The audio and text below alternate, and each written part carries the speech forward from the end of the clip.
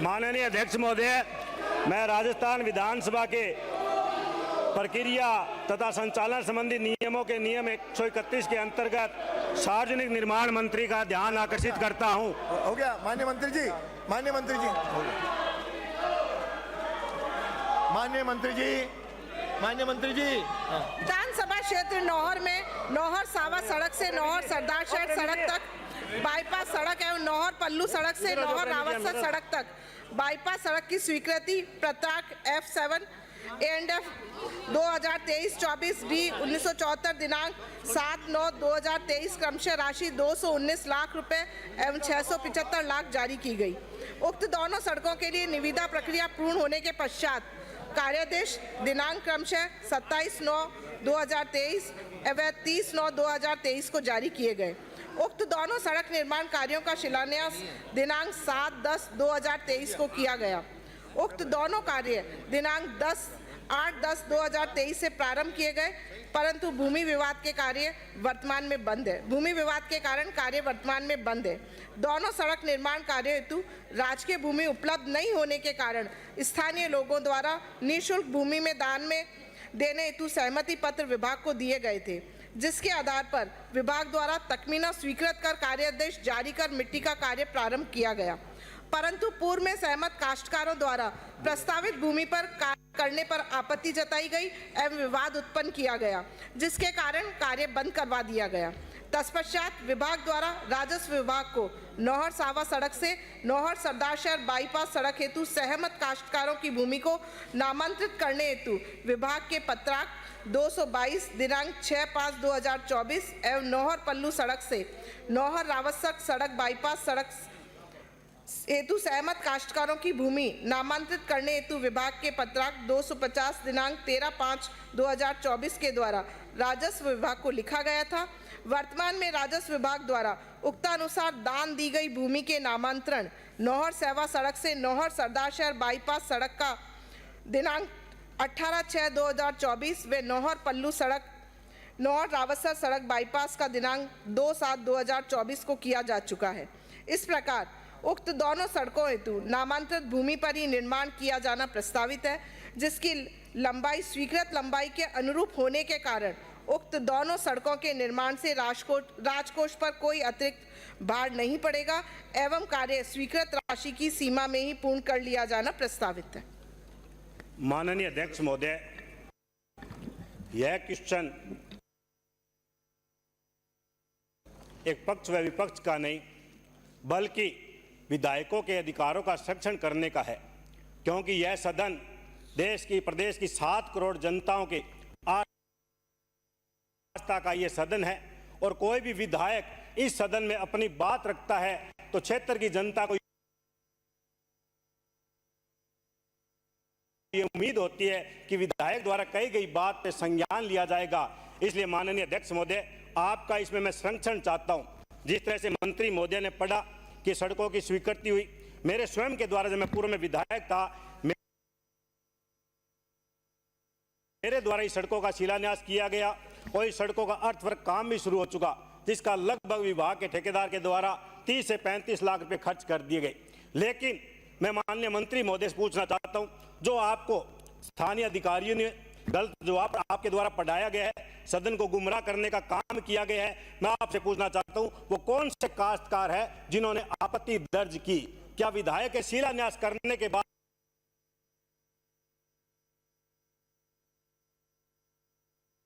Earthwork काम शुरू होने के बाद उस सड़क का लाइनमेंट चेंज किया जाए, क्या ये न्याय संगत है? आप तो मुझे उन काश्तकारों के नाम बताएं जिन्होंने ये आपत्ति दर्ज करवाई है।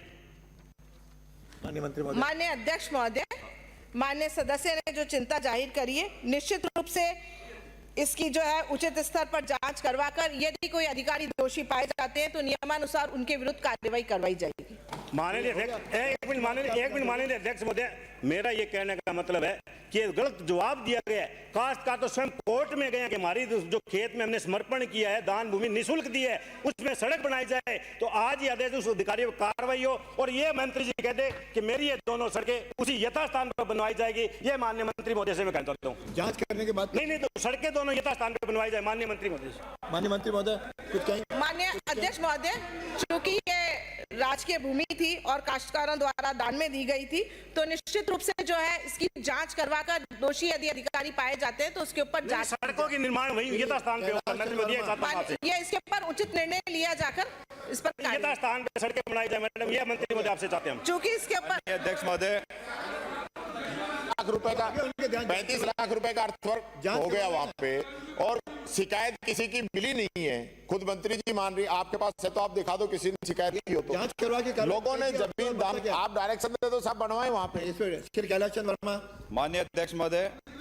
राजस्थान विधानसभा प्रक्रिया तथा कार्य निष्पादन संबंधी नियम 131 के तहत मुआना मंडी के सरकारी जमीन पर अवैध कब्जों के संबंध में मैं माननीय मंत्री महोदय से ध्यान आकर्षण प्रस्ताव के माध्यम से बात रखना चाहूंगा। माननीय मंत्री जी। माननीय अध्यक्ष जी, मुआना कृषि मंडी के संदर्भ में कृषि उपज मंडी समिति फल एवं सब्जी जयपुर के मुख्य मंडी प्रांगण मुआना में सरकारी भूमि पर अतिक्रमण नहीं किया जा रहा है। मुख्य मंडी प्रांगण में समुदाय विशेष के कुछ अनुज्ञा पत्रधारी आवंटी व्यापारियों, फल सब्जी क्रय विक्रय हेतु बाहर से आए व्यक्तियों, ट्रक ड्राइवरों सहित पल्लेदार, हमाल इत्यादि के द्वारा महात्मा ज्योतिबा फुले सर्किल के पास बी ब्लॉक की दुकानों के सामने एक प्लेटफॉर्म के आंशिक भाग पर इबादत की जाती है। कॉमन ऑक्शन प्लेटफॉर्म पर कोई निर्माण कराया जाकर अथवा स्वरूप परिवर्तन किया जाकर उस स्थल का धार्मिक स्थान नहीं बनाया गया है। इस स्थल पर अन्य धार्मिक स्थलों के भांति कोई गुम्बद माई की स्थापना सहित इबादत प्रार्थना की कोई सामग्री की उपलब्धता क्रय विक्रय का कार्य नहीं किया जाता है, न ही कोई धार्मिक व्यक्ति कार्यरत है। प्लेटफॉर्म के आंशिक भाग पर बांस की फंटियों से जालीनुमा ढांचा लगाकर अस्थायी कवर किया हुआ है। मंडी में समुदाय विशेष के लिए इबादत प्रार्थना के लिए धार्मिक स्थान उपलब्ध कराने की मांग भी की जाती है, लेकिन मंडी नियमों आवंटन नीति में प्रावधान नहीं होने से धार्मिक आधार पर स्थान उपलब्ध नहीं कराया जा सकता है। इस विषय के संबंध में समुदाय विशेष से संबंध रखने वाले समझदार व्यक्तियों से बांस की फंटियों से निर्मित जाली हटाने हेतु आग्रह किया जाकर सांप्रदायिक सौहार्द को बनाए रखते हेतु कार्रवाई की जा रही है। मुआना मंडी में जो दुकानें व्यापार के लिए आवंटित की गई है उन पर भी अवैध धार्मिक स्थल नहीं बनाए गए हैं। भूखंड आवंटन पश्चात निर्मित दुकानों पर स्वयं व्यापारियों द्वारा स्वयं की धार्मिक मान्यता के अनुसार धार्मिक पूजा पाठ इबादत आदि की जाने का प्रचलन है। स्थानीय व्यापारियों एवं किसानों के साथ इन समुदाय विशेष के लोगों के द्वारा कोई मारपीट की घटना तो नहीं है, पर मंडी में विज्ञप्त कृषि जिन्सों का क्रय विक्रय हेतु सौहार्दपूर्ण वातावरण बनाने का प्रयास किया जा रहा है। माननीय अध्यक्ष महोदय, मुआना मंडी से जुड़ा हुआ जो मेरा सवाल था ध्यान आकर्षण प्रस्ताव के माध्यम से, एशिया की सबसे बड़ी मंडियों में शुमार मुआना मंडी, फल एवं सब्जी मंडी जो करीब 100 बीघा से भी ज्यादा 550 बीघा के अंदर ये मंडी फैली हुई है, और तुष्टीकरण की नीति के चलते हुए इस मंडी की जो पिछली 5 साल के अंदर दुर्दशा हुई,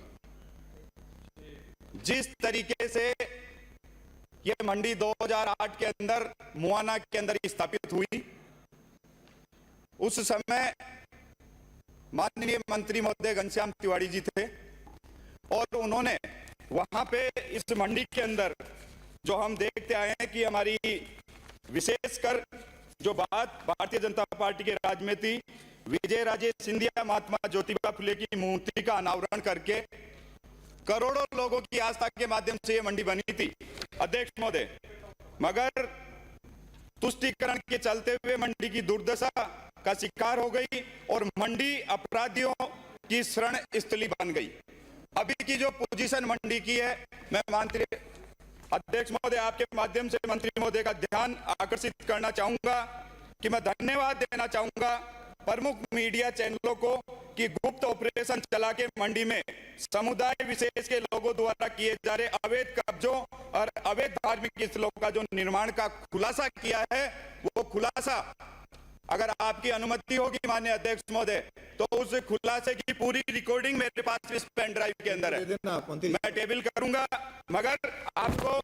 बताते हुए कि प्रदेश की इस मंडी के अंदर हर रोज करोड़ों लोगों का कारोबार होता है, करोड़ों लोगों का, और इस मंडी से निकला हुआ फूल जब हम ये देखते हैं कि हमारे आस्था के केंद्रों के ऊपर चढ़ता है और इस मंडी की सब्जियां भारत के कोने कोने तक पहुंचती है, मगर पिछले 5 साल के अंदर जिस तरीके से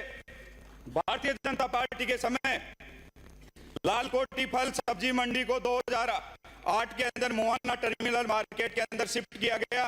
भाजपा सरकार के समय मुआना मंडी के अंदर 27 करोड़ की लागत से डोम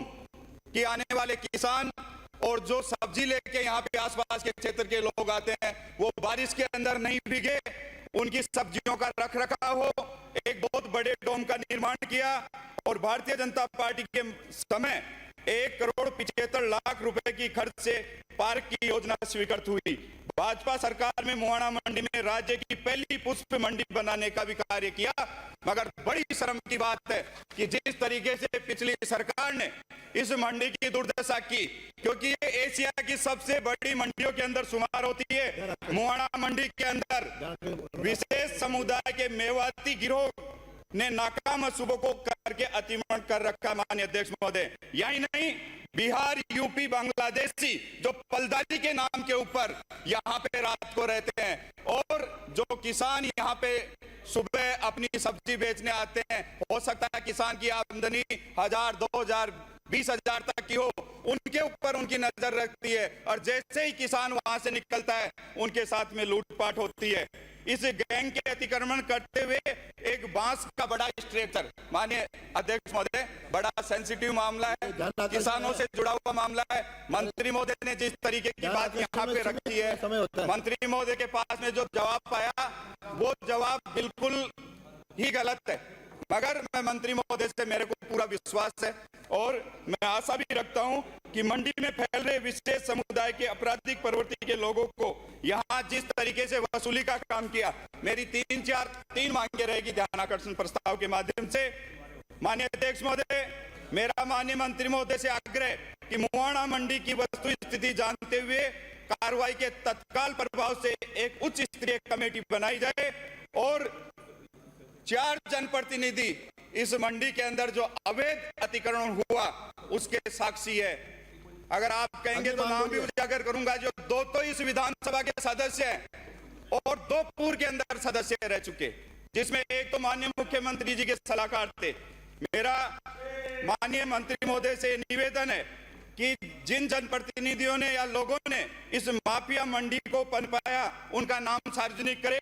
दूसरा, उस समय इस मंडी के अंदर सचिव कौन था? और बड़ी शर्म की बात है कि जिस मंडी के अंदर ऐसा कृत्य हो रहा है वहां तक छोटे बच्चों को भी बेचा जाता है और ऐसा कोई काम नहीं है जो रात के समय के अंदर इस मंडी के अंदर नहीं होता। सदस्य, मैं माननीय मंत्री महोदय से आपके माध्यम से 1 मिनट की बात है मेरी, सरकार से संबंधित तीनों विभाग,